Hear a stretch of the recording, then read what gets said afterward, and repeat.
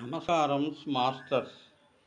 ఈ మధ్య ICMR Indian council of medical research అనే ఒక సంస్థ అందరూ వాడుతున్న గ్రీన్ టీ వల్ల కొన్ని ఇబ్బందులు ఉన్నాయి ఆరోగ్యపరంగా అని చెప్పింది.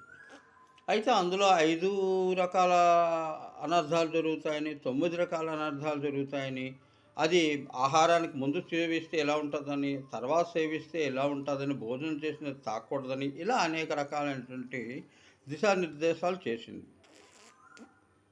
అయితే ఇక్కడ ఒక ముఖ్యమైన విషయం ఏమిటంటే, గ్రీన్ టీని ప్రజలు ఎందుకు వాడుతున్నారు? ఎక్కువగా డయాబెటిక్స్ వాళ్ళు వాడుతున్నారు. రెండోది ఒబేసిటీ ఉన్నవాళ్ళు వాడుతున్నారు.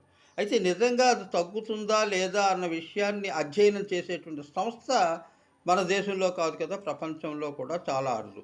ఏదో ఒకటి చెప్పి అది అమ్ముకుందామనో లేకపోతే ప్రజల్లో విసిరేద్దామని. అయితే టానిన్స్